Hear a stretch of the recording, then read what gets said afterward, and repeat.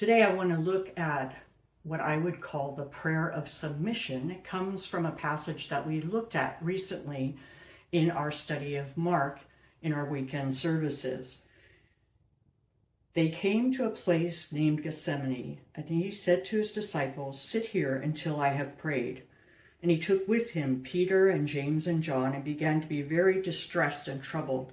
And he said to them, "My soul is deeply grieved to the point of death. Remain here and keep watch." And he went a little beyond them and fell to the ground and began to pray that if it were possible, the hour might pass him by.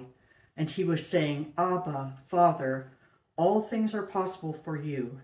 Remove this cup from me, yet not what I will, but what you will." To submit means to order under, means to place our will under the will of someone else. Jesus was placing himself under God's authority when he said, "Not what I will, but what you will be done." This was his choice.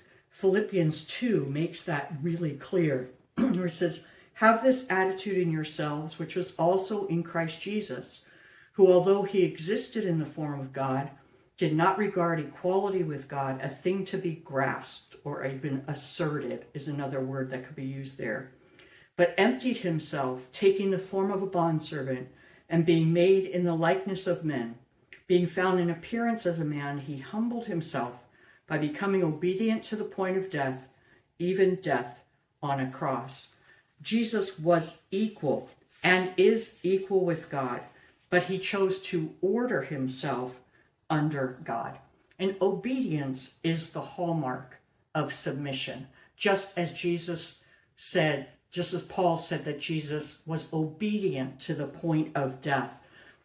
Jesus himself said that no one was taking his life away from him, that he had the authority to raise it up and to lay it down, but that he was obeying what the Father said. And obedience is the hallmark of submission.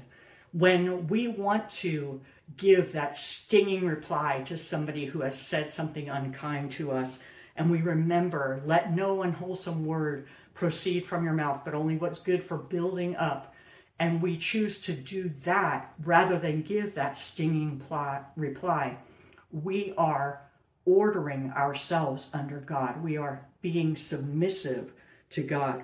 When we act in love towards somebody who has really hurt us, even to the point of forgiving them, we are being submissive to God in our obedience, in loving our enemies.